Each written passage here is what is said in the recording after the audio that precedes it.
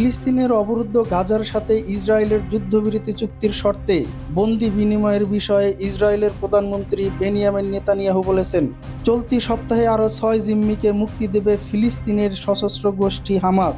ফিলিস্তিনি স্বাধীনতাকামী সশস্ত্র সংগঠন হামাসের সঙ্গে নেতানিয়াহুর আলোচনার পর গতকাল রোববার রাতে এ তথ্য জানান তিনি।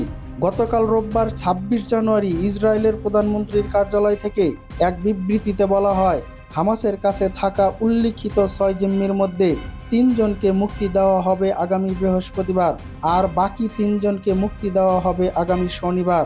বিবৃতিতে আরও বলা হয়, হামাসের সঙ্গে যুদ্ধবিরতি চুক্তির কোনো ধরনের লঙ্ঘন সহ্য করবে না ইসরায়েল। হামাসের অধীনে গাজায় থাকা সব জিম্মিকে ফেরত আনার জন্য ইসরায়েল সরকার কাজ চালিয়ে যাচ্ছে এবং ভবিষ্যতেও তা অব্যাহত থাকবে।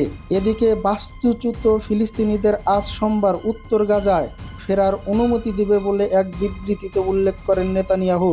অন্যদিকে যুদ্ধবিরতি চুক্তির মধ্যস্থতাকারী দেশ কাতারের পররাষ্ট্র মন্ত্রণালয় এক বিবৃতিতে বলে, বাস্তুচ্যুত ফিলিস্তিনিদের আজ সকাল থেকেই উত্তর গাজায় ফিরতে দেবে ইসরায়েল, কারণ সেখানে বাস্তুচ্যুত লাখো ফিলিস্তিনি এখনও উত্তর গাজায় ফেরার অপেক্ষায় আছেন।